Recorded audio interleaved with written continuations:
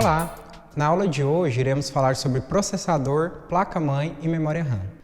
A CPU é o componente que é responsável pelo processamento no computador, né? CPU é uma abreviação do termo em inglês, né? Central Processing Unit, ou CPU. Em português, usamos o CP, né? Unidade Central de Processamento. Então, o processador é como se ele fosse, em termos gerais, né, numa analogia, o cérebro do computador. Ele que vai realizar todas as operações que demandam processamento, operações aritméticas, operações que vão demandar cálculos, né?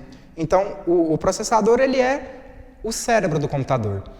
Diversos dispositivos que temos em casa também possuem um CPU. Por exemplo, videogames, smart TVs, dispositivos inteligentes como a Alexa, né? celulares modernos, todos eles possuem a CPU. A placa-mãe é outro componente do computador. Como o próprio nome diz, é o componente mais importante do computador.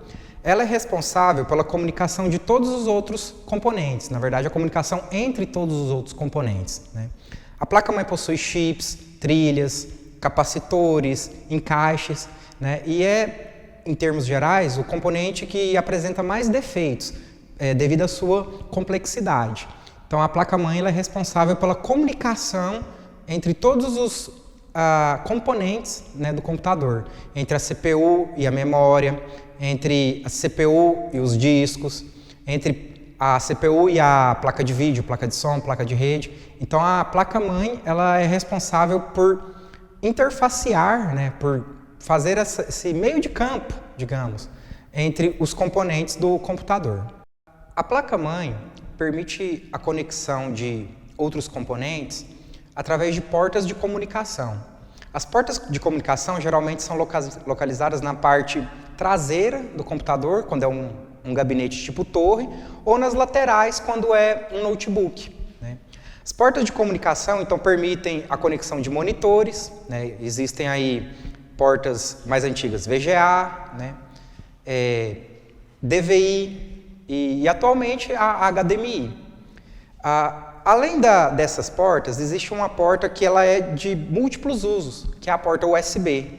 Então, na porta USB podem ser conectados mouses, teclados, câmeras, controladores de jogos, pendrives, HDs externos. Então, a porta USB ela é uma porta de múltiplos usos. Além das portas relacionadas à conexão de monitores, existe também, e a USB, existem também portas que são dedicadas à comunicação, a envio e recepção de dados, como, por exemplo, a porta RJ45, que é a porta de comunicação em rede, né, do computador, rede cabeada. Outro componente muito importante do computador é a memória RAM. RAM é também uma abreviação para o nome do componente em inglês, né, que é Random Access Memory, ou memória de acesso aleatório. A memória RAM ela é uma memória volátil, né? Ela necessita de energia elétrica para manter as informações. Então, ela é volátil e ela tem acesso aleatório. O que isso quer dizer? Que qualquer posição na memória RAM, pode ser acessada a qualquer momento através de seu endereço. Então, ela é uma memória de acesso aleatório. A gente pode comparar, então, por exemplo, a memória RAM com as fitas magnéticas. As fitas, né, antigas, descontinuadas, elas possuíam acesso sequencial.